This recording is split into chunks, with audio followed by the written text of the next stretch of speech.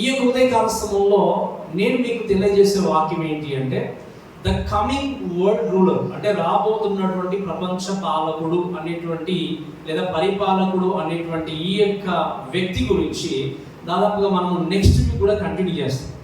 అసలు ఎవరు, ఏంటి, జరగబోతుంది ఏంటి అనే విషయాన్ని మనం నేర్చుకుంటూ వస్తాం. ఈ యొక్క విషయాలు చూస్తే 11వ అధ్యాయంలో 2 క్రూర మృగాలు ఉన్నాయి. ఏంటి చెప్పండి? మొదటి అధ్యాయం మొదటి వచనం నుండి 10వ వచనం వరకు చూస్తే ఒక క్రూర మృగము, తర్వాత 11వ వచనం నుండి మనము ఆలోచన చేసి దాదాపుగా ఇంకా 18 వరకు చూస్తే ఇంకొక క్రూర మృగం ఉన్నట్టుగా చూస్తాం. ఇక్కడ మొట్టమొదటి ఏంటి అంటే ఒక క్రూర మృగం ఉన్నట్టుగా మనం చూస్తాం.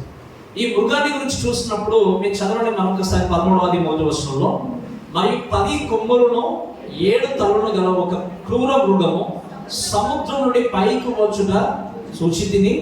దాని కొమ్ముల మీద 10 కిరీటములు, దాని తలల మీద దేవదూషణకరమైన పేర్లను ఉండేను అని దేవుని యొక్క వాక్యం చూస్తాం. నేను మీకు ఇదివరకు వాక్యాన్ని నేర్పిస్తూ చెప్పాను ఏంటి అంటే, ప్రకటన గ్రంథంలో కొన్ని ఉన్నట్టుగా మనం వాక్యాన్ని ఏంటి ప్రతిదాన్ని ఉన్నట్టుగా తీసుకుంటూ వెళ్తూ కూడా కొన్ని దేవుడు పోల్స్ చెప్పినటువంటి విషయాలు ఉన్నాయి, లేదా పోలికలుగా ఉన్నటువంటి విషయాలు ఉన్నాయి. అంటే క్రూర మృగము అన్నప్పుడు లేదా ఘట సర్పం అన్నప్పుడు సాతాను నిజంగా ఘట సర్పం లాగా లోకానికి వచ్చి ఆకారంలో ఉందని కాదు, కానీ తనకున్నటువంటి బలాన్ని, శక్తిని బట్టి దేవుడు ఏం చేశాడు, ఘట సర్పముతో పోల్చినట్టుగా మనం చూస్తాం. నోటి నుండి అగ్ని వస్తుంది అంటే అర్థం ఏంటి? నిజంగా సర్పము ఆ మృగములాగా బయటకు వచ్చేసి ఆ యొక్క అగ్నిని బయటకు చల్లుతుందని కాదు, కానీ అటువంటి భయంకరమైనటువంటి కోపాగ్ని చేత నరులను శిక్షించడానికి సాతాను సిద్ధంగా ఉండడనే విషయం మనం చూస్తూ వచ్చాం. అయితే ఇక్కడ 11వ అధ్యాయానికి వచ్చిన తర్వాత కూడా చూస్తే ఒక క్రూర మృగము ఉన్నట్టు మనం చూస్తాం. ఏంటి చెప్పండి?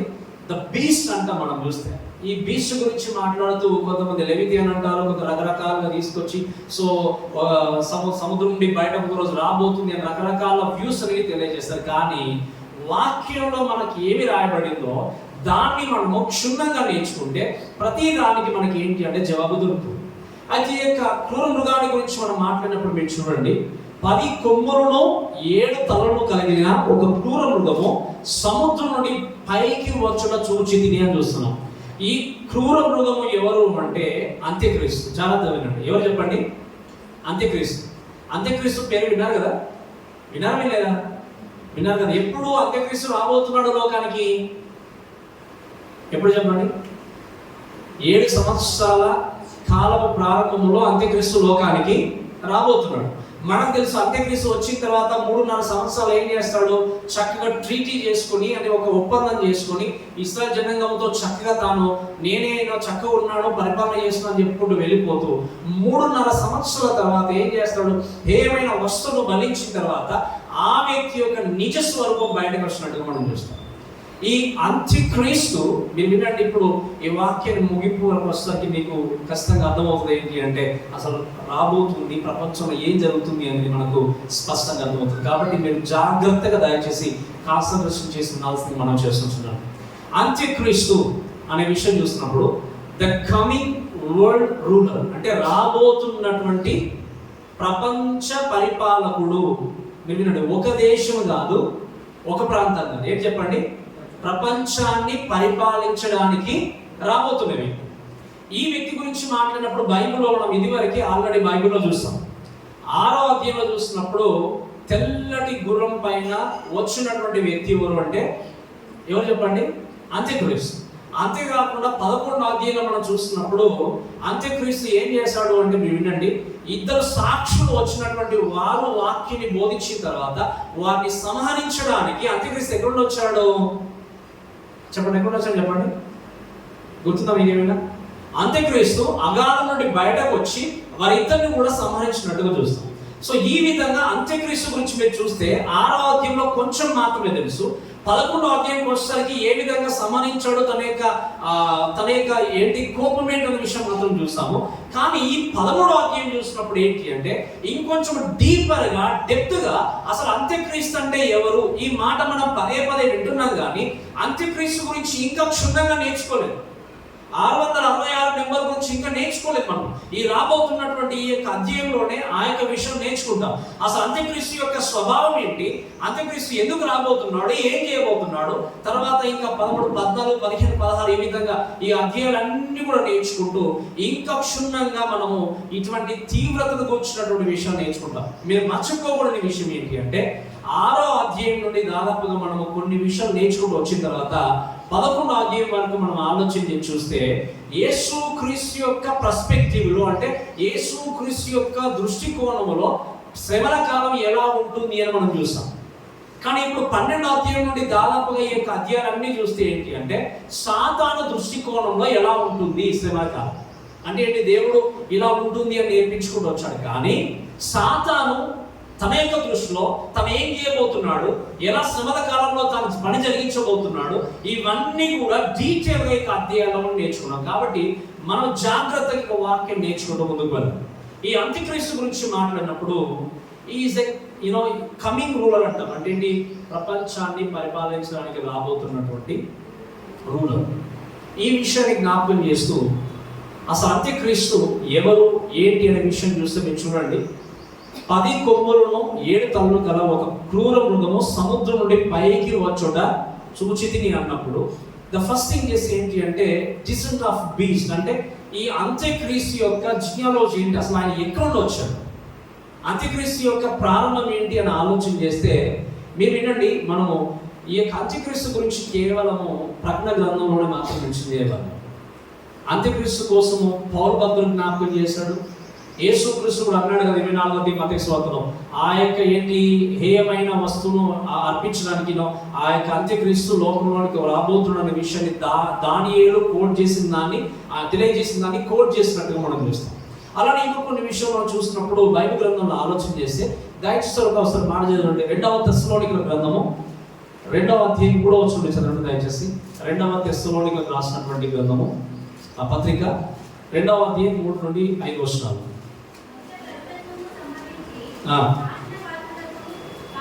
నాశన పాత్రుడగు పాప పురుషుడు బయలుపడితేనే కానీ ఏంటని చెప్పండి, ఆ దినము రాదు. చదవడం ఇంకా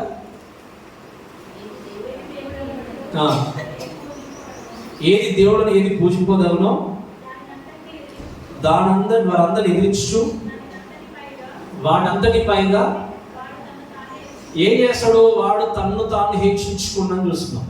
అయితే ఈ విషయాలు జాగ్రత్తగా మీరు వినండి. సాతాను 12వ అధ్యాయంలో చూసినప్పుడు మిఖాయేలుతో యుద్ధం చేసిన తర్వాత సాతాను ఏం చేశారు, దేవుడు లేకపోతే ఆ యొక్క సైన్యం అంతా ఆ పరలోకం నుండి త్రోసివేశారు. పరలోకం నుండి త్రోసివేసిన తర్వాత మీరు వినండి, మనము చివరి 3.5 సంవత్సరాల అంత్యకాలం గురించి శ్రమల కాలం గురించి నేర్చుకుంటున్న టైంలో ఈ పరలోకం నుండి సాతాను త్రోసివేసబడిన తర్వాత మరలా సాతాను పరలోకానికి వెళ్ళడానికి అవకాశం అనేది లేదు. జాగ్రత్త ఉంటున్నారు కదమ్మా, మరలా పరలోక రాజ్యానికి వెళ్ళడానికి అవకాశం అనేది లేదు. కాబట్టి ఏం చేయాలి, ఇప్పుడు తనకున్నటువంటి సమయాన్ని బట్టి ఆ సమయాన్ని వ్యర్థం చేయకుండా లోకాన్ని మోసపుచ్చుతూ ఎలాగైనా దేవుని నుండి ప్రజలను దూరం చేయాలి అని, రక్షణ విస్తరింపజేయకుండా ఉండాలి అని చెప్పి, దేవుని అంగీకరించిన వ్యక్తిని బాధ పెట్టాలి అని చెప్పి, అలానే కాకుండా ఇస్రాయేల్ జనాంగాన్ని స్పెషల్ ఏంటి బాధ పెడుతూ హింసిస్తూ దేవుని నామాన్ని ఉచ్చరించకుండా చేయాలని చెప్పి ఏం చేస్తున్నాడు అంటే సాతాను పరిగెడుతూ ఉన్నాడు. ఆ పరిగెత్తేటువంటి కోణంలో మీరు వినండి, పరలోకానికి వెళ్ళడానికి అవకాశం లేదు కాబట్టి ఉన్నటువంటి భూమిపైన ఏం చేయాలి, ఇప్పుడు తన ప్రతాపాన్ని చూపించాలి. ఈ ప్రతాపాన్ని చూపించడానికి ఉన్నటువంటి మార్గాన్ని ఎంచుకున్నప్పుడు మీరు చూస్తే ఈ అంత్యక్రీస్తు అనే విషయాన్ని చూసినప్పుడు సాతాను యొక్క సంబంధం, ఇంకా మీరు చూడాల్సిన విషయం ఏంటి అంటే సాతాను యొక్క అనుచరుడు, ఇంకా చెప్పాలంటే సాతాను యొక్క కుమారుడుగా ఏం చేస్తున్నాడు, అంత్యక్రీస్తు లోకానికి రాబోతున్నాడు. అంత్యక్రీస్తు లోకానికి వచ్చి చేసేటువంటి విషయం గురించి మనం మాట్లాడినప్పుడు ఈ అంత్యక్రీస్తు గురించి ఆలోచన చేస్తే వినండి, చాలా జాగ్రత్తగా మనం నేర్చుకోవాల్సిన విషయం ఏంటి అంటే ఆ యొక్క సాతాను పరలోకానికి వెళ్ళడానికి అవకాశం లేదు కాబట్టి ఈ లోకంలో ఉన్నటువంటి జనాంగాన్ని ఏం చేయాలి, కష్టపెట్టాలి, మభ్య పెట్టాలి, లేకపోతే మోసం చేయాలి. అంటే ఏ విధంగా చేయగలడు చెప్పండి సాతాను? సాతాను ఏమైనా చూసారా? ఇక్కడ ఉన్న వాళ్ళు చూసారా? ఏమైనా చూసారా? లేదా? గట్టిగా చెప్పండి. చూస్తే నేను చూసారా చూడలేదు? ఒకసారి గట్టిగా విందాం మనం కూడా. చూసారా చూడలేదా? గట్టిగా చెప్పి వినండి, చెప్పండి గట్టిగా. చూడలేదు. కానీ దేవుని చూసారా? దేవుడు కూడా మనం చూడలేదు, అవునా కదా? ఇప్పుడు దేవుడు ఆత్మస్వరూపి, సాతాను కూడా ఆత్మస్వరూపి. మీరు వినండి, ఈ ఇద్దరు కూడా ఆత్మస్వరూపిగా ఉన్నప్పుడు ఎవరంటే ఎక్కువ భయం చెప్పండి? ఎవరంటే ఎక్కువ భయం? అంతే కదా. ఇప్పుడు మీకు అర్థమైంది. మీరు బయట చెప్పకపోయినా మీరు నవ్వేటువంటి నవ్వు పడి నాకు అర్థమైపోయింది, అంతే కదా. అంటే మనం దేవుడికి భయపడుతున్నాను చెప్పుకుంటూ సాతాను వేసేటువంటి కుయుక్తి ఆలోచనలు బట్టి ఏంటి అంటే సాతాను చూసి నిజంగా భయపడుతూ పారిపోయేటువంటి జనంగా మనం చూస్తాం. ఈ మాట ఎందుకు జ్ఞాపకం చేశాను అంటే, సాతాను ఆత్మస్వరూపి కనుక ఆత్మ చేత శరీరాన్ని కలిగి ఉన్నటువంటి మనల్ని బాధించలేదు. మరి ఎలా అప్పుడు ఏం చేయాలి అని అనుకున్నప్పుడు మీరు వినండి, సాతాన్ యూజెస్ హ్యూమన్ బాడీస్. అంటే ఇప్పుడు మనం చూస్తే విషయం ఏంటి అంటే, సాతాను యొక్క నివాస స్థలం కూడా ఏంటి అంటే మనుషుల యొక్క దేహాలు. మీకు అర్థం చెప్పినమాట. మీరు కొన్నిసార్లు చూస్తుండొచ్చు, వినుండొచ్చు. ఇది నమ్మేటువంటి మీరు ఇప్పుడు క్లారిఫై చేస్తాను. వినండి, ఎవరైనా మరణించిన తర్వాత చనిపోయిన తర్వాత ఒక 2-3 days చూస్తే నాకు కనబడ్డారండి, ఇక్కడ కనబడ్డారు, అక్కడ కనబడ్డారు అని చెప్పి విన్నారా? ఎప్పుడైనా చూసారా? నాకు ఈ వ్యక్తి అంటే ఈ ఇంటి మీద లేకపోతే కుమారుల మీద లేకపోతే ఈ కుటుంబం మీద ప్రేమ వదిలేసుకోలేక కనబడుతున్నారు అని చెప్పి అనేటువంటి మాటలు మనం చాలా వింటాం. మీరు వినండి, ఒక్కసారి ఒక వ్యక్తి మరణిస్తే మళ్ళీ 3 లోకానికి రాలేడు. Until unless if you believe in Jesus, you will come with him in the second coming of Jesus Christ. అంటే యేసుక్రీస్తును అంగీకరించిన వ్యక్తి మాత్రమే మహిమ శరీరంతో లోకానికి రాబోతాడు. కానీ మరణించిన వ్యక్తి మరలా ఆత్మరూపిగా కనబడుతూ సంచరించడం అనేది అబద్ధం. మరి కనబడుతున్నారు కదా అని అనుకుంటే మీరు వినాల్సింది ఏంటి అంటే, సాతాను ఏం చేస్తాడు? సాతాను హ్యూమన్ బాడీస్ ను వాడుకుంటాడు తప్ప సాతాను నిజంగా చెప్పాలంటే ఆత్మస్వరూపిగా ఉండి మనుషుల్ని వాడుకుంటూ లోకంలో ఏం చేస్తాడు? నాశనాన్ని క్రియేట్ చేయడానికి ప్రయత్నం చేస్తాడు. కానీ ఏ మనుషుడు కూడా మళ్ళా చనిపోయి నరకమో పరలోకం వెళ్ళి మళ్ళీ లోకానికి వచ్చి సంచరించి వెళ్ళిపోవడం అనేది అబద్ధం. ఇప్పుడు మీకు అర్థమైంది కదా. కాబట్టి మీలో ఉన్న భయాన్ని ఇప్పుడు మీరు ఏం చేయండి? తీసేయండి. కానీ ఏంటి చేయాలి? ఇప్పుడు దేనికి భయపడాలి అంటే మీరు వినండి, సాతాను ప్రతిదినము కూడా ఏం చేస్తాడు అంటే మనుషుని శోధిస్తూ ఉన్నాడు. మనుషుని నాశనం చేయడానికి, నశింపజేయడానికి పరిగెత్తా ఉన్నాడు. కాబట్టి మనం చూసే విషయం ఏంటంటే, ఏ విధంగా మనుషుని వాడుకుంటాడు అంటే మీరు వినండి, బ్రతుకున్నటువంటి జనాంగంలోనికి, క్రీస్తును సరిగా గుర్తెరిగినటువంటి జనాంగంలోనికి, మనుషుల హృదయంలోనికి సాతాను ప్రవేశించి ఏం చేస్తాడంటే తన పని జరిగిస్తాడు. ఒక ఎగ్జాంపుల్ మనం చూద్దాం బైబిల్లో. దట్ ఇస్ లూకా సువార్త 22వ అధ్యాయము 3వ వచనం చదవండి దయచేసి. లూకా సువార్త 22వ అధ్యాయం 3వ వచనం. అంతటి 12 మంది శిష్యుల సంఖ్యలో చేరిన ఇస్కరియోతు అనబడినటువంటి యూదాను సాతాను ఏం చేశాడు చెప్పండి? ప్రవేశించును గనుక వాడు వెళ్ళి ఆయనను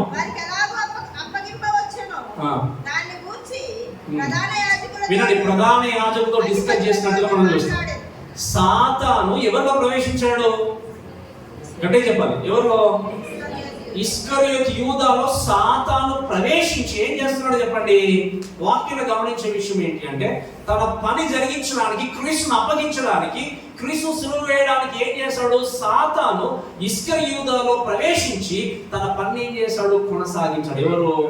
సాతాను. ఈరోజు మీరు వినండి, సాతాను ఇస్కరియోతులో ప్రవేశించినట్టుగా ఈ కాలంలో మనుషుల్లో ప్రవేశించి తన పని కొనసాగించట్లేదా? అని మీకు అర్థం చెప్పమాట.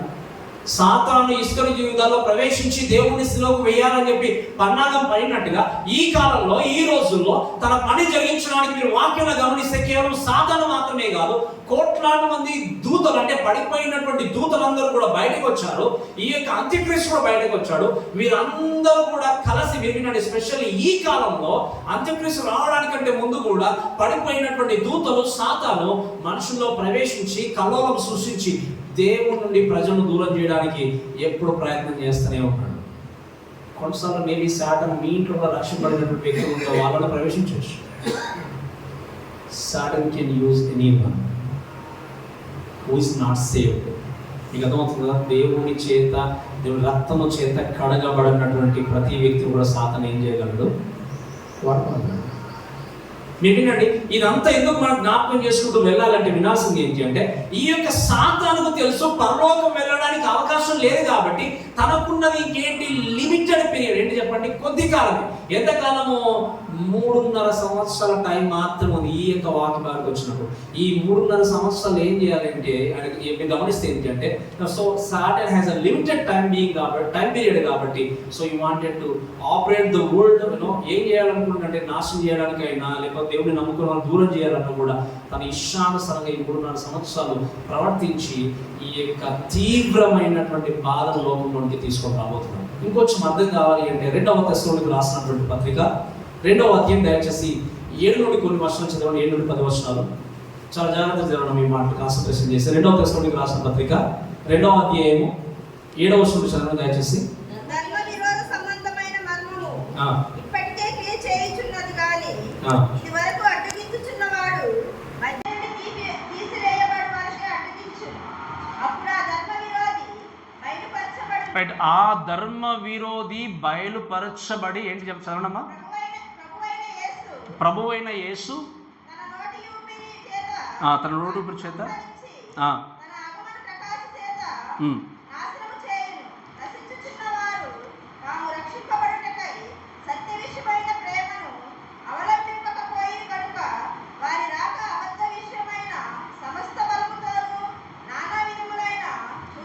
నానా విధములైన సూచక్రియలతోనూ మహత్కార్యములతోనూ దుర్నీతిని పుట్టించు. రైట్, సమస్త మోసముతోనూ. రైట్, చాలమ్మా దయచేసి వినండి. సాతాను ఏం చేయబోతున్నాడు అని ఆలోచన చేసినప్పుడు ఈ దినాల్లో మీరు వినండి చాలా జాగ్రత్తగా, అనేక విధాలుగా మనుషుల్ని వాడుకుంటూ ఏం చేయబోతున్నాడు చెప్పండి? లోకాన్ని నాశనం చేయబోతున్నాడు. ఏముంది వాక్యంలో? Satan can do miracles. గుర్తుపెట్టుకోండి చాలా జాగ్రత్తగా. ఈరోజు దేవుని పేరు చెప్పుకొని చేసేటువంటి మిరాకిల్స్ అన్నీ కూడా దేవునిలో వచ్చేటివి కాదు.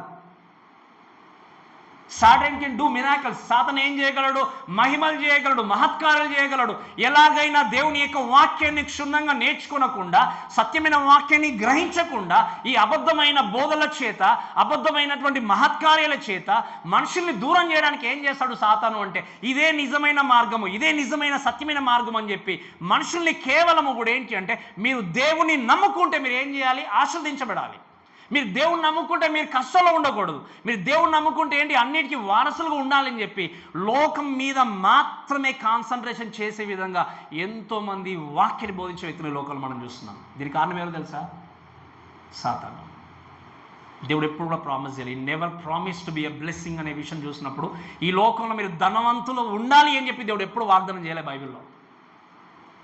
మీరు ధనాభివృద్ధి కలగజేసుకోండి, కష్టాలు లేకుండా బ్రతకడానికి దేవుడు ఎప్పుడు చెప్పలేదు బైబిల్లో.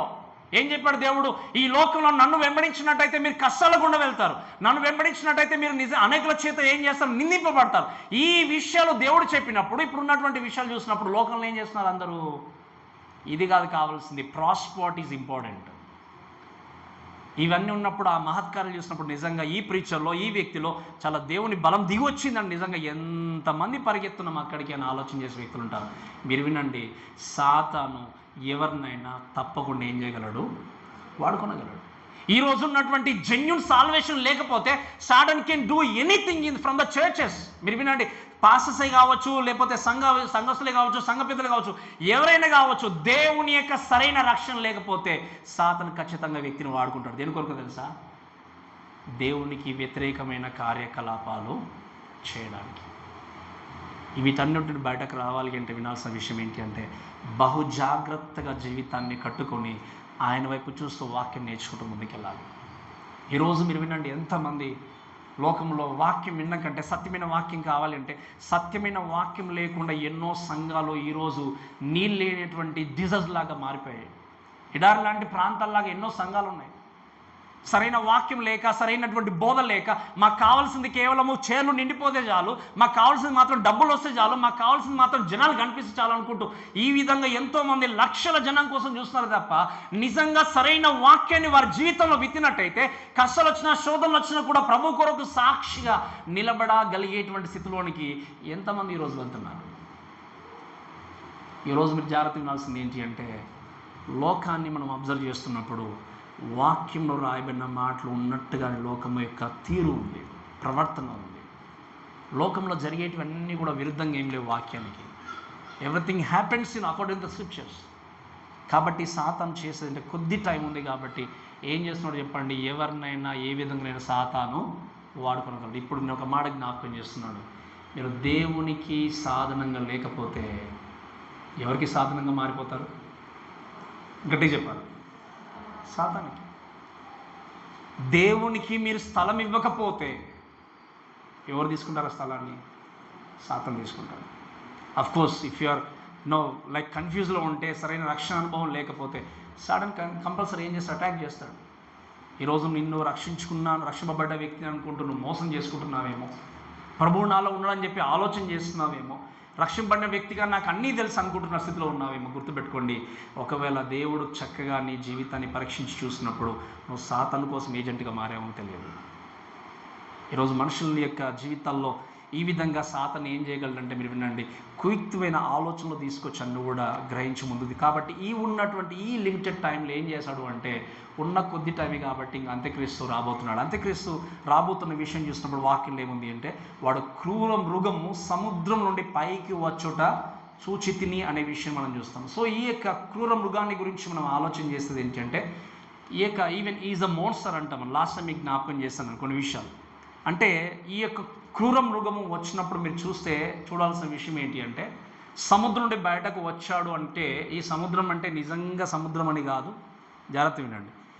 క్రూర మృగము అంటే నిజంగా మనం చూస్తాం 10 తలలు, ఆ యొక్క తర్వాత 7 తలలు, తర్వాత 10 కొమ్ములు కలిగినటువంటి మృగంలాగా బయటకు వస్తాడని కాదు.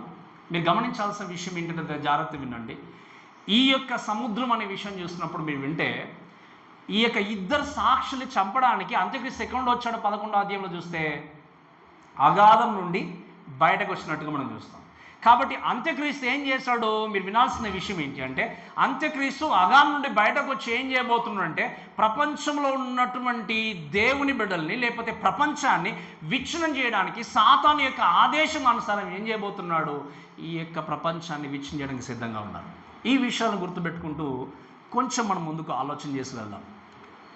ఈ రాబోతున్నటువంటి ఈ యొక్క కాలంలో అంటే అంత్యక్రీస్తు లోకానికి వచ్చిన తర్వాత చివరి 3.5 సంవత్సరాల్లో మీరు చూస్తే is going to operate two things అన్నట్టు. ఈ 2 థింగ్స్ గురించి మనం మాట్లాడినప్పుడు స్పెషల్ ఏంటి అంటే, అంత్యక్రీస్తు ఈ క్రూర మృగము అంటే ఏంటంటే talks about person and system. అంటే మీరు వినండి, ఈ మాట మీరు చాలా జాగ్రత్త వినాలి. పర్సన్ సిస్టమ్ అంటే ఏంటి అంటే, ఒకే వ్యక్తి అన్నిటినీ కంట్రోల్లోకి తీసుకోవడం. ఏంటి చెప్పండి? ఒకే వ్యక్తి అన్నిటినీ. ఇప్పుడు మీరు చూస్తున్నటువంటి ప్రపంచం ఎటువైపు నడుస్తుంది చెప్పండి? మీరు చూస్తున్న ప్రపంచం ఎటువైపు నడుస్తుంది? దాన్ని మనం గ్లోబలైజేషన్ అంటాం. విన్నారు ఈ మాట? అంటే ఏంటి? ఒకే వ్యక్తి ఆధిపత్యాన్ని కలిగి ఉండి సిస్టాన్ని సహితము, ప్రపంచంలో ఉన్నటువంటి ఈవెన్ రాజ్యాల్ని సహితము, దేశాలని సహితము కంట్రోల్లోనికి తెచ్చుకోవడానికి టువర్డ్స్ ఏంటి దట్ వే ఏంటంటే వరల్డ్ ఈజ్ మూవింగ్. అంటే వరల్డ్ అటువంటి స్థితిలోనికి మూవ్ అవుతుంది. అంటే అర్థం ఏంటి? దేవుని రాకడ చాలా దగ్గరలో ఉంది. అంతే కదా. ఇప్పుడు చూడండి, దేశం మీదకి దేశాలు వచ్చిన ఐఎమ్ ద పీస్ మేకర్ అనుకుంటూ అందరు బయటకు వస్తున్నారు. ఒకప్పటిలాగా చిన్న చిన్న యుద్ధాలు ఇవన్నీ కాదు. ఇప్పుడు అందరూ ఏంటంటే we should have a unity అని చెప్పేసి ఆఫ్రికా కావచ్చు, యూరప్ కంట్రీస్ కావచ్చు, అన్నీ కూడా ఒక్క త్రాటి పైకి రాబోయేటువంటి కాలం రాబోతుంది. దేని కొరకు తెలుసు? అంతా కూడా అందరూ ఒక త్రాటి పైకి రాబోయే కాలం దేని కొరకు తెలుసా? దేవునికి వ్యతిరేకంగా నిలబడడానికి. కాబట్టి ఈ విషయాలు ఇంకొంచెం జాగ్రత్తగా మనం నేర్చుకుంటూ వెళ్దాం. చూడండి, ఈ 10 కొమ్ములు ఏంటంటే, ఈ క్రూర మృగము అంత్యక్రీస్తు బయటకు వచ్చినప్పుడు ఏమున్నాయి? 10 కొమ్ములు ఉన్నాయి. ఏమున్నాయి చెప్పండి? 10 కొమ్ములు. ఈ 10 కొమ్ముల గురించి మాట్లాడినప్పుడు మీరు దానియేలు గ్రంథం 7వ అధ్యాయంకి వెళ్ళి మీరు జాగ్రత్తగా చదువుకోండి. అక్కడ కూడా దానియేలు చూసినప్పుడు ఒక 4 జంతువులు కనిపిస్తాయి. దాంట్లో ఆ 4 జంతువుల్లో మనం చూసినప్పుడు అక్కడ సింహము కానీ, తర్వాత ఎలుగుబంటి కానీ, తర్వాత చిరుతపులి, ఇంకా 4వ జంతువులు ఏంటంటే పేరు లేదు కానీ మహాభయంకరమైనటువంటి జంతువు బయటకు వచ్చింది అని దానియేలు 4 జంతువుల గురించి వర్ణిస్తూ రాశాడు. ఈ 4 జంతువుల గురించి మాట్లాడినప్పుడు మీరు వినాల్సిన విషయం ఏంటి అంటే, ఈ యొక్క 10 కొమ్ములు లేకపోతే వీటి గురించి మనం మాట్లాడితే ఏంటి అంటే, ఈ 7 హెడ్స్ అనేటువంటి చూసిన 7 హార్న్స్ అని చూసినప్పుడు నేను కొంచెం మీకు తర్వాత దాని గురించి ఎక్స్ప్లెయిన్ చేస్తాను. ఈ 10 కొమ్ములు ఏంటి అంటే 10 మంది రాజులకు సూచనగా ఉంది. ఎవరికి చెప్పండి? 10 మంది రాజులకి. ఇంకా చెప్పాలంటే 10 మందితో పాటు అల్టిమేట్లీ ఈ లోకంలో ఉన్నటువంటి రాజులందరూ కూడా ఏకత్రాటిపైకి రాబోతున్నారనడానికి సూచనగా ఉంది. దీన్ని మనం ఇంకా డీటెయిల్గా 17వ అధ్యాయంలో నేర్చుకుంటాం కాబట్టి మీరు జస్ట్ దృష్టిలో పెట్టుకుని గుర్తుపెట్టుకుని వెళ్ళండి. ఈ 10 మంది రాజులకు సూచనగా ఉన్న తర్వాత వాక్యం ఇంకో మాట ఏముంది అంటే 7 తలలు కలిగినటువంటి మృగమాట. ఏంటి చెప్పండి? ఎన్ని తలలు ఉన్నాయి? ఈ 10 మంది రాజులు అంటే ఈ లోకంలో ఉన్నటువంటి రాజులందరూ కూడా ఒక త్రాటిపైకి రాబోతున్నారు. అంటే ఇప్పుడు రాజులు లేకపోయినా ఎవరున్నారు చెప్పండి? అధికారులు ఉన్నారు, లీడర్స్ ఉన్నారు ప్రపంచంలో. అలానే ఏంటి 7 తలలు అనే మాట చూసినప్పుడు ఈ 7 తలల గురించి మాట్లాడితే మీరు వినండి చాలా జాగ్రత్తగా దయచేసి. 7 తలల గురించి మాట్లాడితే ఇశ్రాయేల్ జనాంగాన్ని హింసించినటువంటి సాతాను లేకపోతే ఈ యొక్క అపవాది గురించి మాట్లాడినప్పుడు 7 తలల గురించి మాట్లాడితే మొట్టమొదటిగా ఏంటి అంటే ఇశ్రాయేల్ జనాంగాన్ని బాధించినటువంటి విషయాన్ని చూస్తే ఐగుప్తు దేశము మొట్టమొదటిది. ఏం చెప్పండి? ఐగుప్తు దేశము. తర్వాత అషీరియా అంటాం మనం, అష్షూరు దేశము. తర్వాత మూడోది ఏంటంటే బబులోను దేశము. నాలుగోది ఏంటంటే పర్షియా దేశం. మీకు ఇవన్నీ తెలుసు కదా. ఈజిప్ట్ గురించి మాట్లాడితే ఐగుప్తు గురించి మాట్లాడితే ఎన్ని సంవత్సరాలు ఉన్నారు ఐగుప్తు దేశంలో ఇశ్రాయేల్ జనాంగము? 430 సంవత్సరాలు. గుర్తుంది కదా మీకు? 430 సంవత్సరాలు కఠినమైన శిక్ష గుండా ఏం చేస్తారు? ఇశ్రాయేల్ జనాంగం వెళ్ళారు. తర్వాత మీరు చూస్తే అక్కడ ఆలోచన చేస్తే అష్షూరియా చేతుల్లో కూడా వీళ్ళు కఠినంగా శిక్ష గుండా వెళ్ళినట్టుగా మనం చూస్తాం. తర్వాత బబులోని దేశం గురించి మాట్లాడినప్పుడు అలా మనం చూస్తే 70 years అక్కడ ఉన్నట్టుగా చూస్తాం. తర్వాత పర్షియా దేశం అంటాం, మిడో పర్షియా అనుకున్నప్పుడు మిడో పర్షియా దేశంలో వాళ్ళు శిక్ష గుండా వెళ్తున్నప్పుడు హామాన్ ఏం చేశాడు?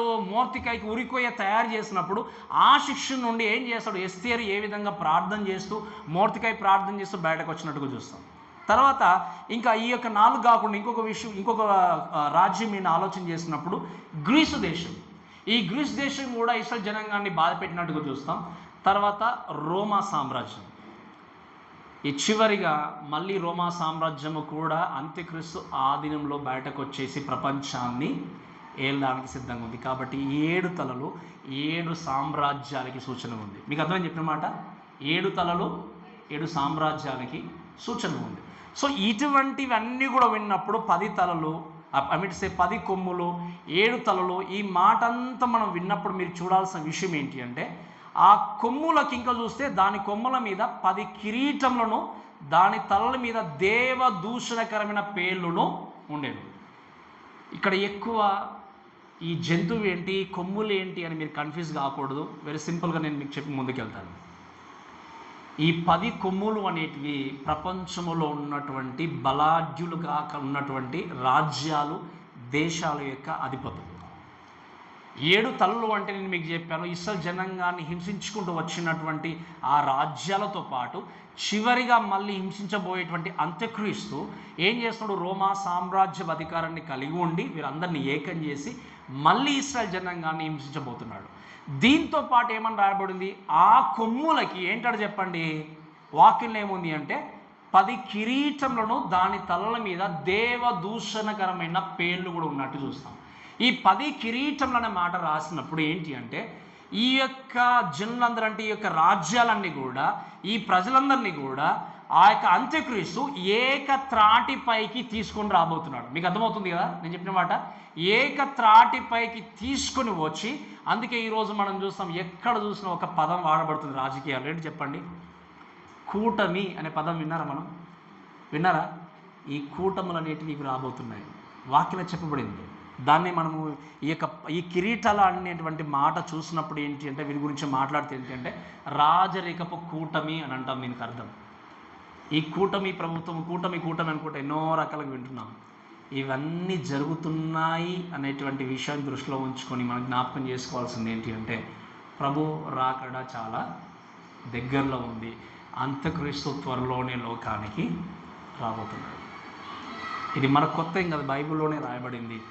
వచ్చేసి ఏం చేస్తాడు? అందుకే ఇప్పుడు మనం ఇక్కడే కాదు ఎక్కడ దేశం అంతా కూడా ఎక్కడ విన్నా కూడా so they are coming together to destroy the people of God. ఏం చేస్తారు చెప్పండి? వాళ్ళు మేము ఎలాగైనా ఉండాలి కానీ దేవుణ్ణి అంగీకరించిన వ్యక్తులను ఏం చేయాలి? మనము చెడ్డగా ఉన్న శత్రువులు బ్రతికిన వాళ్ళు కూడా ఏం చేస్తున్నారు? ఇప్పుడు మిత్రులైపోయి దేవుని ప్రజల మీద అటాక్ చేయడం మొదలుపెట్టారు.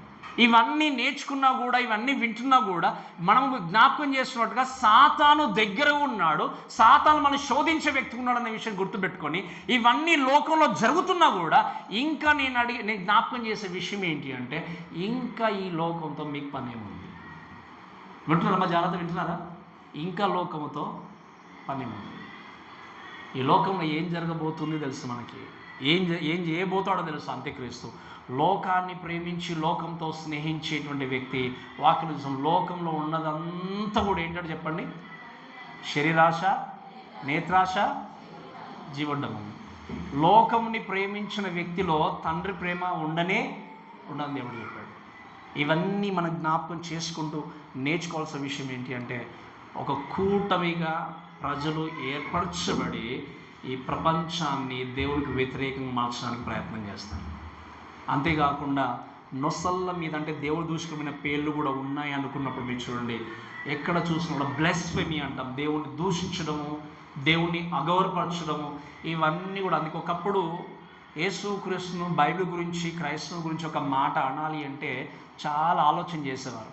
బట్ ఇప్పుడు ఏ సోషల్ ప్లాట్ఫామ్ ఓపెన్ చేసినా అసలు చదవాలంటే ఒక రకమైన గిల్టీ, ఒక రకమైన కోపం, ఒక రకమైన బాధ, అంతే కదా. ఆ యొక్క పదాలు కానీ, ఆ కామెంట్స్ కానీ కొన్నిసార్లు ఎందుకు ఇదంతా అని చెప్పి మనం అనుకుంటే, ఆ విధంగా ఉన్నటువంటి పదాలు చూస్తే nobody has a fear of God. దేవుడు అంటే భయం అనేది లేకుండా పోయింది. ఇవన్నీ కూడా అంత్యదినాల్లో జరుగుతుంటున్నాయి, ప్రారంభమైపోయాయి. ఇంకా ఇప్పుడే ఇలా ఉంది అంటే ఈ 7 years వచ్చేటువంటి టైంలో ఇంకెలా ఉండబోతుందో ఆలోచన చేయండి. ఇప్పుడున్నటువంటి జనాంగమే, క్రైస్తవులు కొంతమంది నిజంగా రాబోయే కాలం ఇలా ఉంటుందని ఆలోచన చేస్తున్నప్పుడు, ఇప్పుడున్నటువంటి వ్యతిరేకత, ఇప్పుడున్నటువంటి ఈ యొక్క అవమానాలు ఇవన్నీ చూసినప్పుడు ఎలా ఉంటుంది క్రైస్తవ లోకం అని ఆలోచన చేసినప్పుడు, ఇప్పుడే ఈ స్థితిలో ఇలానే ఉంటుంది అంటే రాబోయే కాలంలో ఇంకా మహాభయంకరంగా పరిస్థితులు మారబోతున్నాయి. ఇవన్నిటినీ మనము తెలుసుకొని సిద్ధపడి మన జీవితాన్ని చక్కగా నిర్ణయం తీసుకొని ముందుకెళ్ళాలి. దేవుని మీద ఆధారపడుతూ జీవితం తప్పకుండా కొనసాగించాలి. అందుకే మీరు వినండి, రేపు ఈ టైం వరకు ఒకరు మీకు సమస్తం ఉన్న ఆస్తి మొత్తం తీసేసుకుంటామని అన్నాను చెప్పారనుకోండి గవర్నమెంట్, ఎంతమంది దేవునితో ఉంటారు చెప్పండి? ఒక్కరు కూడా లేపట్లే చేయనా అసలు. ప్రధాన నేను చెప్పిన మాట, మీకున్న ఆస్తి అంతా మేము మొత్తం హ్యాండ్ ఓవర్ చేసేసుకుంటాం. క్రైస్తవులకు ఉన్నటువంటి వాళ్ళు, క్రైస్తవులు లేకపోతే నేను మీద మీకు ఇస్తామంటే ఎంతమంది నిజంగా దేవునితో ఉంటారు? మీరు చేతి లేపినా లేకపోయినా నాకు సంబంధం లేదు. గుర్తుపెట్టుకోండి, జాగ్రత్త వినాల్సిన విషయం ఏంటి అంటే, అటువంటి రోజులు రాబోతున్నాయి. అటువంటి రోజులు గట్టిగా చెప్పాలి, నిజంగా మీరు సిద్ధంగా ఉన్నారా? ఊహించుకోవడానికి అలా జరుగుతుందా, అలా ఉంటుందా అనుకుంటే మీరు కాంప్రమైజ్ అయితే తప్ప, ఇంకా నాకు నా ఆస్తి ముఖ్యము, నా యొక్క ఇదే ముఖ్యము, నా యొక్క సంపద ముఖ్యం అనుకుంటే నువ్వు దేవుణ్ణి పక్కన పెట్టినట్లే. నిజమైన క్రైస్తవుడు ఎన్నో శోధనలు లోకంలో ఎదుర్కోబోతున్నాడు. ఈ మాట చెప్తున్నాను నేను, నిజమైన క్రైస్తవుడు లోకంలో ఎన్నో శ్రమలు ఎదుర్కొనబోతున్నాడు. నిజంగా దేవుని కొరకు నువ్వు జీవించాలి అంటే వీటన్నిటికీ నువ్వేం చేయాలి? ప్రిపేర్ కావాలి. Very simple. మీరు ఇంత ఆలోచన చేస్తా చేయలేపడానికని ఒక మాట నేను పదే చెప్తాను. మీరు మరణించినప్పుడు పరలోకం తీసుకెళ్ళడానికి మీ ఆస్తి, అంతస్తు, అక్కరకి, ఈ మాట తెలిసిన తర్వాత ఎందుకు చేయలేపలేదు మనము? అంతే కదా, మనకు అన్నీ తెలుసు, కానీ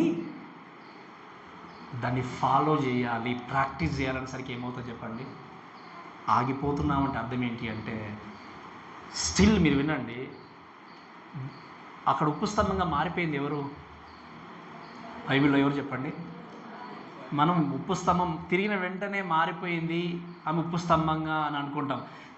తిరిగి చూస్తే ఏమవుతుంది? ఖచ్చితంగా తిరిగి చూడకుండా మీరు పరిగెత్తాలని దేవుడు చెప్పాడు. వెళ్ళాలంటే ఏం చేసింది? ఎందుకు చూసింది చెప్పండి ఆమె తిరిగి వెనకకి? గట్టిగా చెప్పండి, ఎందుకు చూస్తుంది ఆమె? అంతే కదా. లోతు, అబ్రహాం ఇద్దరు కూడా చూజ్ చేస్తున్నారు. మంచి పచ్చగా ఉండేటువంటి స్థలాలని ఏం చేశాడు? లోతు చూజ్ చేసుకున్నాడు.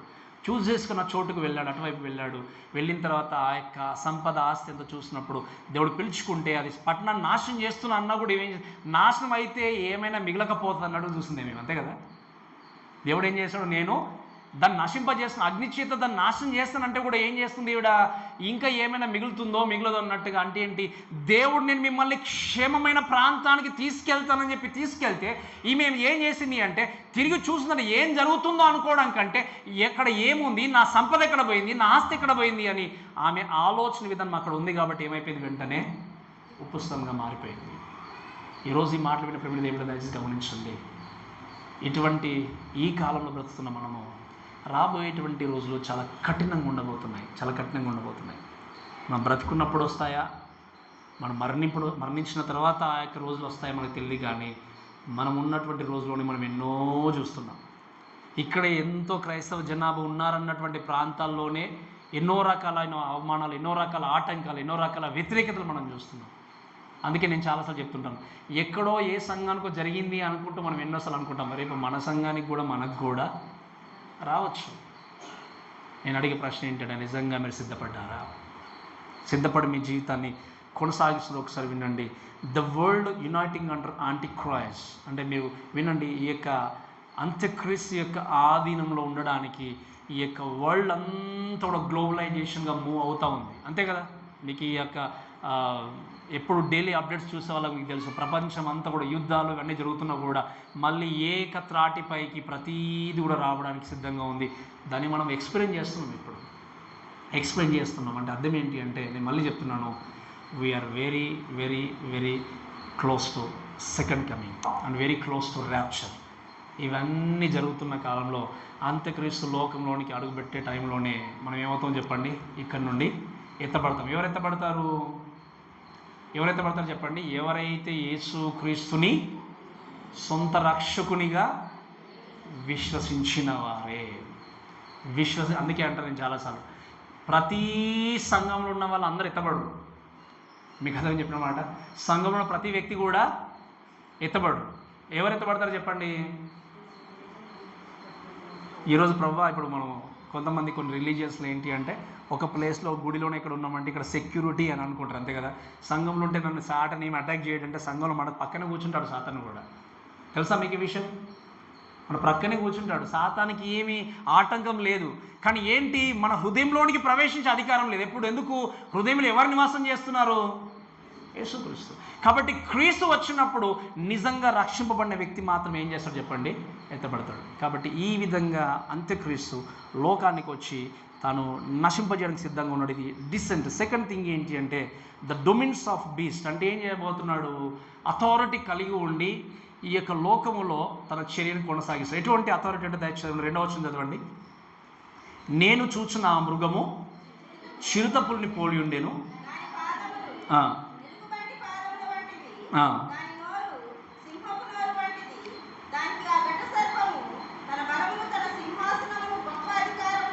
ఎవరు చెప్పండి? ఆ ఘట సర్పం ఏం చేసింది? సింహాసనాన్ని గొప్ప అధికారం. ఎవరు ఆ ఘట సర్పము? సాతాన్ అంత్యక్రీస్తుకి ఏం చేశాడు? ఇంకా పూర్తి అధికారం ఇచ్చాడు. అందుకే మనం ఏమంటామంటే, రాబోయే కాలం నేర్చుకుంటాం, even Satan has a Trinity అంటాం. అంటే Satan, Antichrist and false profit అంటాం. ఈ యొక్క ముగ్గురు కూడా కలిసి ప్రపంచాన్ని ఏం చేయబోతున్నారు? పూర్తిగా 3.5 సంవత్సరాలు తమ జరిగించాల్సిన పనులన్నీ కూడా జరిగించడానికి సిద్ధంగా ఉన్నారు. Satan knows exactly he has only limited period. కొద్ది కాలం ఉంది కాబట్టి తన పని జరిగిస్తున్నాడు. నేను అందుకే ఈ మాట జ్ఞాపకం చేస్తూ మిమ్మల్ని ప్రశ్నించేది ఏంటి అంటే, మనకు కూడా కొద్ది కాలం ఉందా, ఎక్కువ కాలం ఉందా లోకంలో? చెప్పండి, గట్టిగా చెప్పండి. కొద్ది కాలమే, ఎక్కువ కాలమా? కొద్ది కాలమే. అందుకే నేను ఎప్పుడు చెప్తుంటాను కదా, ఎవరు ఎప్పుడు లోకాన్ని ముగించుకుని వెళ్ళిపోతాం మనకు తెలియదు. ఈ కొద్ది కాలం ఉంది అని అది కూడా ఇంకా సంఖ్యాపరంగా తెలిసినప్పుడు సాతాను ఏం చేస్తున్నాడు? చాలా పనిని మీరు వినాల్సిన విషయం ఏంటి అంటే, ఒక మాట చెప్తాను వినండి జాగ్రత్తగా. ఈ ఈ యొక్క శ్రమల కాలంలో ఉన్నప్పుడు సాతానుకు తెలుసు ఇంకా 3.5 సంవత్సరాల టైం ఉంది అని. కానీ ఇప్పుడు ఇంకో విషయం ఏంటి అంటే, ఎప్పుడు సంఘం ఎత్తబడుతుందో సాతాను కూడా తెలియదు.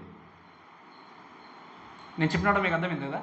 సంఘం ఎప్పుడు ఎత్తబడుతుందో సాతాను కూడా, అంటే నెక్స్ట్ ఇయర్ ఎత్తబడుతుందా, ఇంకో 10 సంవత్సరాల తర్వాత ఎత్తబడుతుందా, సాతాను కూడా తెలియదు. తెలియకపోయినా సాతాను ఏం చేస్తున్నాడు? తన పని కొనసాగిస్తున్నాడా, కొనసాగించట్లేదా?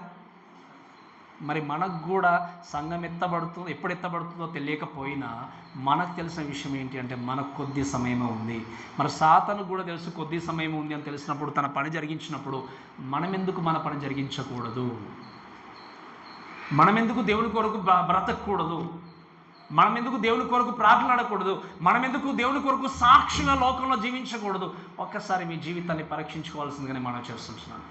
కాబట్టి ఇక్కడ రెండవ విషయం చూసినప్పుడు అధికారం సాతాను ఇచ్చినప్పుడు ఏం జరిగిందని చూడండి. నేను ఆ చూసిన మృగము చిరుతపులిని పోలి ఉండెను, దాని పాదములు ఎలుగుబంటి పాదముల వంటివి, దాని నోరు సింహపు నోరు వంటివి. మీరు వినండి, చాలా జాగ్రత్తగా వినాల్సిన విషయం ఏంటి అంటే దానిని గ్రంథంలో చూసాము సింహము, ఎలుగుబంటి, తర్వాత చిరుతపులి, తర్వాత క్రూరమము, సే భయంకరమైన మృగము. ఎలుగుబంటి ఇక్కడ సింహము అనే మాట చూసినప్పుడు సింహము దేనికి సూచనగా ఉంది అంటే బబులోను దేశానికి సూచనగా ఉంది.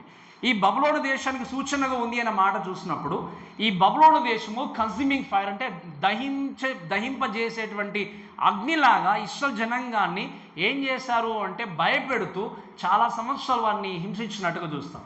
అలానే రెండవ జంతువు కనబడింది ఏంటి దానియేలు గ్రంథంలో అంటే మనం చూస్తే ఎలుగుబంటి చూస్తాం. ఎలుగుబంటి దేనికి సూచనగా ఉంది అని ఆలోచన చేసినప్పుడు పర్షియా దేశానికి సూచనగా ఉంది, అది బలానికి సూచనగా ఉన్నట్టుగా చూస్తాం. మీకు అర్థమవుతుంది కదా.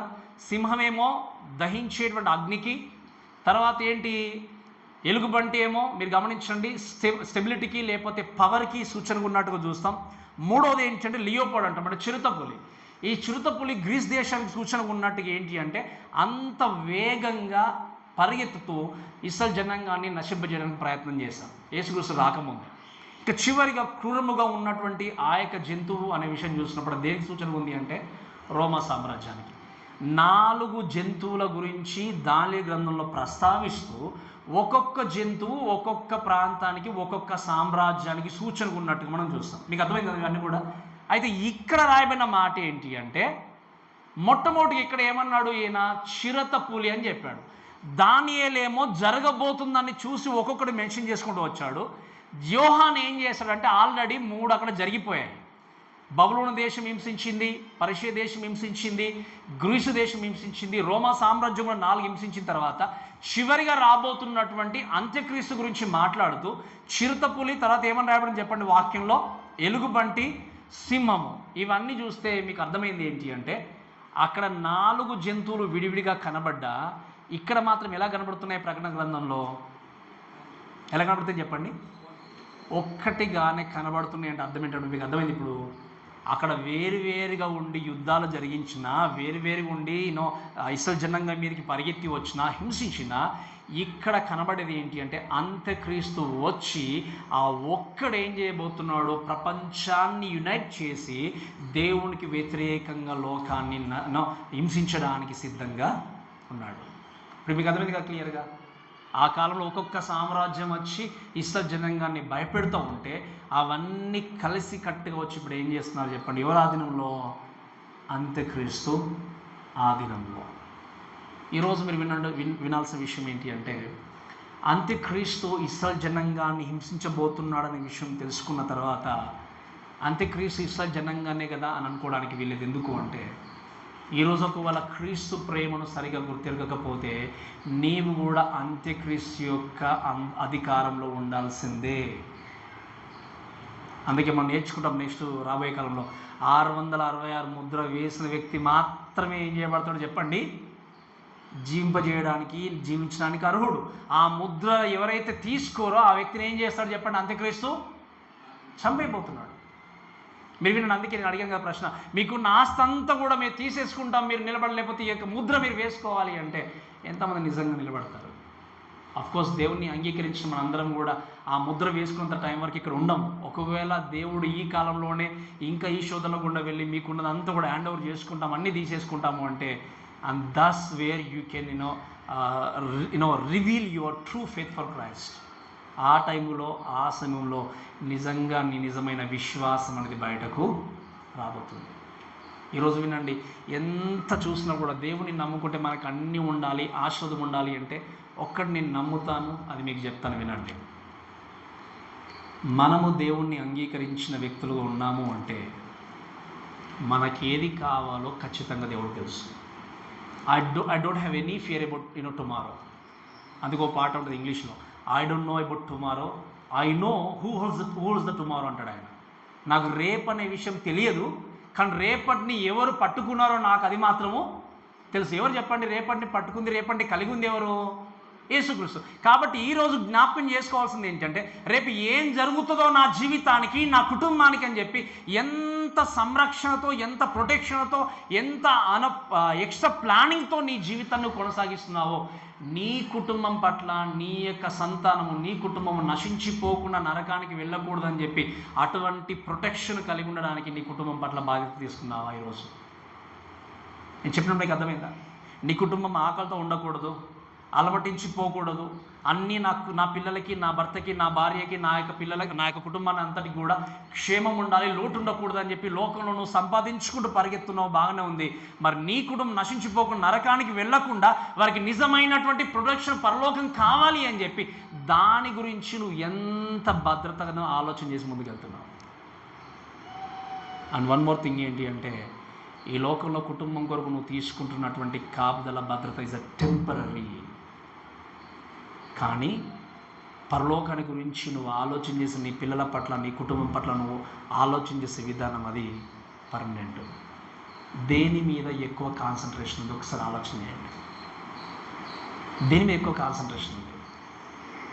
ఈరోజు మన కుటుంబంకు శారీరకంగా ఎంత ఆలోచన చేసి రకరకాలుగా ప్లాన్ చేసుకొని ఇక్కడ అక్కడ అన్నీ మనం ఆలోచించుతాం. రేపు నేను చనిపోయిన తర్వాత నా పిల్లలు బాగుండాలి అనుకుంటావా? అనుకోమని చెప్పండి మనందరం కూడా. రేపు నేను చనిపోయిన తర్వాత నా పిల్లలు పరలోకం ఎత్తబడాలి అని చెప్పి ఎంతమంది ప్రిపేర్ చేస్తున్నారు ఈరోజు? నువ్వు చనిపోయిన తర్వాత ఎవరు చెప్పరు నీలాగా? చెప్తారా చెప్పండి? ఒక తల్లిదండ్రి చెప్పినట్టుగా పిల్లలకి వేరే వాళ్ళు చెప్తారా? వచ్చి కేర్ తీసుకుంటారు? తీసుకోరు. మరి నీ పిల్లలకి భవిష్యత్తు కోసం నువ్వు అంత జాగ్రత్తగా వహించి, నా పిల్లలు రేపు కష్టపడకూడదు, చక్కగా ఉండాలి, అనుభవించాలని ఆలోచన చేస్తున్నావు. నీవు రేపు నా పిల్లలు నిజంగా చనిపోయినా బ్రతికినా కూడా దేవునితో ఉండాలి అని ఏ విధంగా వారి కొరకు నీవు నిజంగా మార్గాన్ని ప్రిపేర్ చేస్తున్నావు? ఈరోజు నేను మళ్ళీ జ్ఞాపకం చేస్తున్నాను, మనకి మీకు సమయం ఉంది. మీరు ఒకవేళ చనిపోయే టైంలో, మా డాడీ చనిపోయే టైంలో చాలామంది వచ్చి, మా పెద్దమందరు వచ్చి ఏమైనా చెప్పాలనుకుంటున్నావా మీ పిల్లలకి అడిగినప్పుడు మా డాడీ ఏమంటే, ఆయన మాట్లాడుతూ వాళ్ళకి చెప్పాల్సింది నేను చెప్పేసాను, ఇంకా చెప్పాల్సింది ఏం లేదు అన్నాడు ఆయన. ఇంకా చెప్పేది ఏం లేదన్నాడు, ఒకరే మాట. అలా అని చెప్పి అన్నీ మాకు నేర్పించి వెళ్ళిపోయి నేను చెప్పట్లేదు, కానీ ఇప్పటికీ నేను ధైర్యంగా చెప్పే మాట ఏంటి అంటే, my parents gave me greatest gift ఏంటంటే దేవుడు నాకు ఇచ్చారు. అంతకంటే పెద్ద గిఫ్ట్ ప్రపంచంలో నాకు ఏం లేదు. ఆయన అంతా ఆ టైంలో ఆయన కన్ను మూసంటే తనకు తెలుసు నా పిల్లలకి నేను ఇవ్వాల్సిన వ్యక్తి నేను ఏం చేశాను, ఇచ్చేసాను. That kind of confident we should have when we go for our death. మనం చనిపోయేటువంటి స్థితిలో వచ్చినప్పుడు నా పిల్లలు కూడా నా దేవుడు నేను ఇచ్చేసాను, పరిచయం చేశాను అన్నటువంటి కాన్ఫిడెంట్తో ఎంతమంది లోకంలో కన్నుమూస్తారు.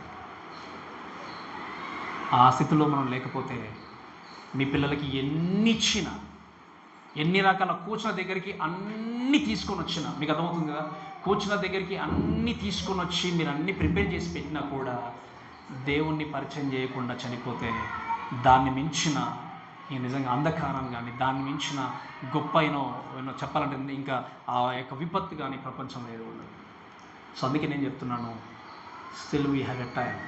నిజంగా ఇంకా మనకి మీకు సమయం ఉంది.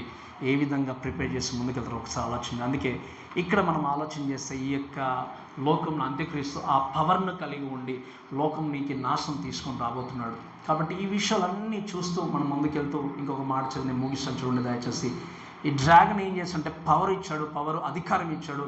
అధికారం ఇచ్చినప్పుడు ఇక్కడ మీరు గమనిస్తే ఉన్నటువంటి ప్రపంచంలో ఉన్నటువంటి ఈ పడిపోయిన దూతల సమూహము, అంత్యక్రీస్తు, వీళ్ళందరూ కూడా ఏం చేయబోతున్నారంటే వినండి, ఈ పరిపాలన జరిగిస్తూ ఇంకా చెప్పాలంటే లోకాన్ని విచ్ఛిన్నం చేయడానికి సిద్ధపడి ముందుకెళ్తున్నారు.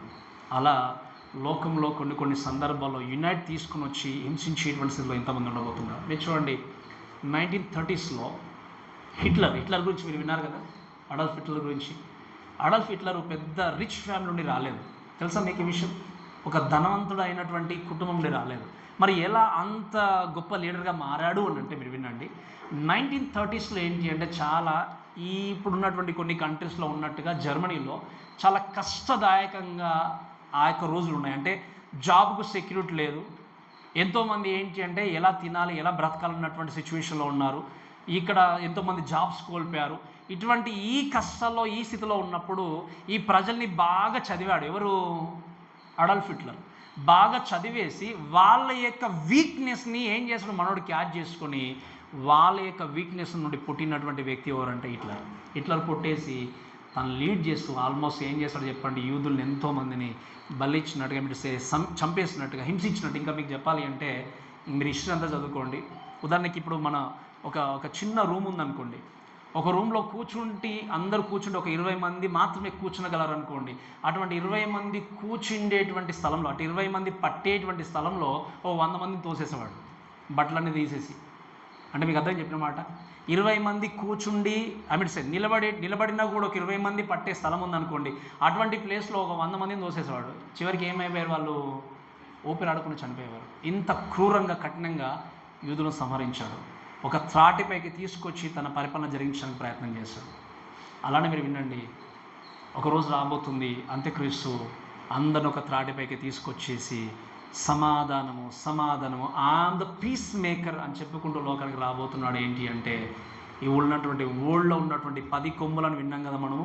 అటువంటి వరల్డ్లో ఉన్నటువంటి ఫేమస్ అండ్ స్పెషల్లీ ఇంపార్టెంట్గా ఉన్నటువంటి లీడర్స్ అందరినీ ఏకత్రాటికి తీసుకొచ్చి ప్రపంచాన్ని దేవునికి వ్యతిరేకంగా నిలబడేటువంటి రోజు ఒక రోజు రాబోతుంది.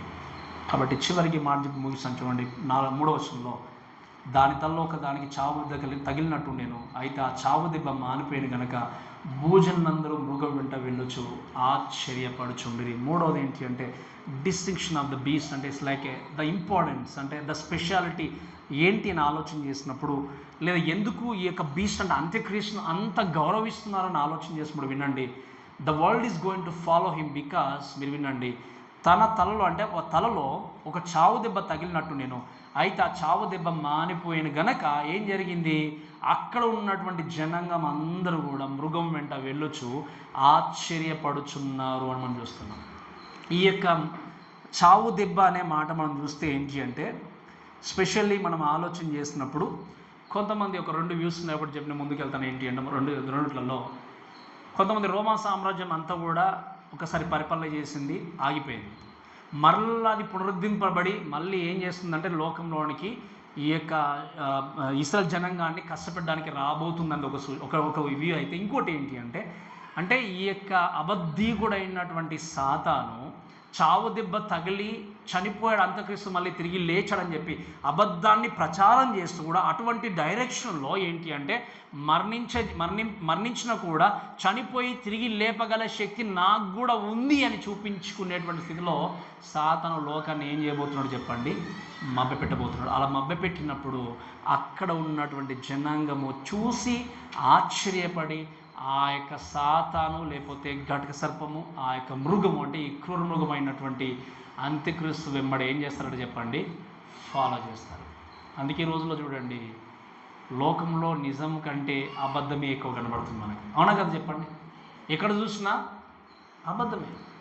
అబద్ధాన్ని హక్కును చేర్చుకున్న వారు ఎక్కువ, అబద్ధాన్ని నమ్మే జనులే ఎక్కువ.